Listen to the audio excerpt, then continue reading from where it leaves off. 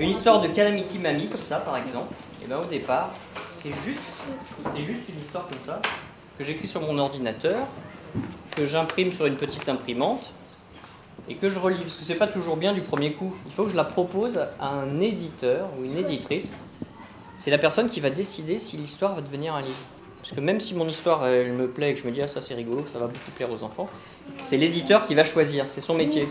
Comme moi j'ai écrit mon histoire au brouillon, lui il va faire ses dessins au brouillon.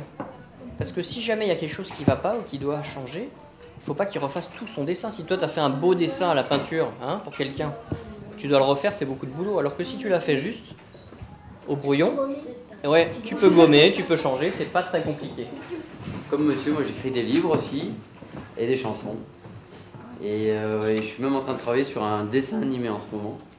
Donc je pourrais vous raconter un petit peu tout ça, vous lire des histoires, vous raconter des histoires et vous dire comment on les fabrique. Enfin essayer de vous donner envie.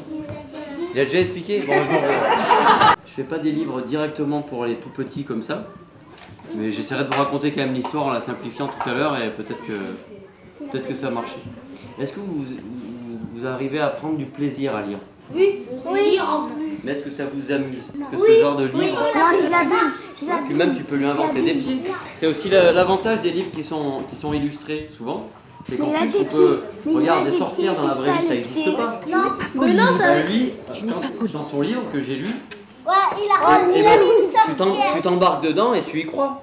Tu t'inventes une nouvelle réalité. C'est ça qui est génial avec les livres. Et je veux me battre avec vous. Trop tard, ce n'est plus à peine, les pirates sont maîtres du bateau, vas-y. Le capitaine donne 3 coups d'épée sur le couvercle du coffre. Voilà de quoi respirer. Et si tu en as l'occasion, essaye de te sauver. Cette nuit-là, les marins du Conquérant sont bien décidés à s'amuser. Dès qu'ils posent le pied sur la terre ferme, ils se précipitent vers une taverne. C'est une auberge où ils vont boire et manger. Pourtant, Quentin, le mousse, hésite au moment d'entrer.